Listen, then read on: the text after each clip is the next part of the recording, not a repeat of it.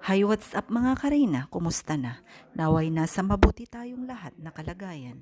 Sponsor ng pabahay para kay Reyna. Para sa kanya lang daw. Ayan, so shoutout sa Rowie Name. Yan po ang kanilang YouTube channel.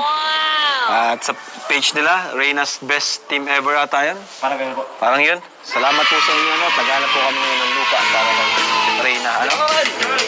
Sa video na ito, pag-uusapan natin kung bakit nga ba si Reyna lang ang pinapabahayan or papabahayan ni Kalinga Prab ng dalawa at bakit yung iba ay hindi pa nga napapabahayan ay papabahayan na naman si Reyna.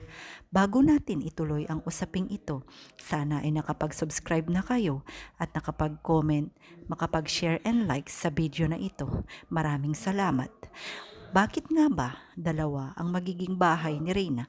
Sa kaalaman ng lahat, kailangan po nating pabahayan si Reyna para sa kanyang seguridad na kailangan talaga niya ng pabahay dahil malayo nga sa kanyang lolo ang kanyang bahay. Higit sa lahat, mag-isang babae si Reyna at higit sa lahat, kailangan or gusto ng mga sponsors na pabahayan muli si Reyna.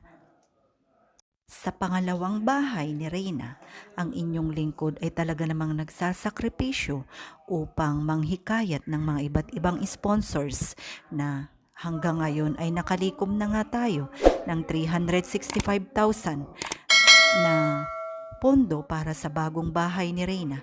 Kaya mga Kareyna, hindi po natin idinidepende ang pondo ng pabahay ni Reyna kay Kalinga Prab na sana ay maintindihan at maunawaan ng lahat na naglilikom po kami ng mga Reyna supporters upang sa ganun ay mapabahayan namin si Reyna sa abot ng aming makakaya.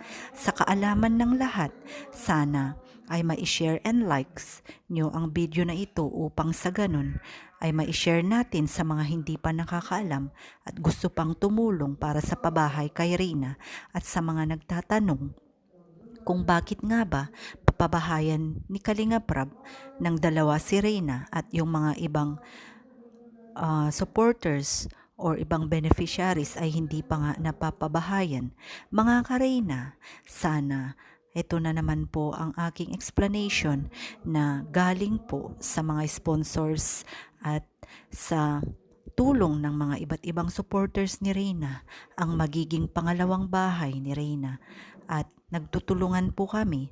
Sana ay maunawaan po ng iba na hindi po namin ito inaasa kay Kalinga Prab.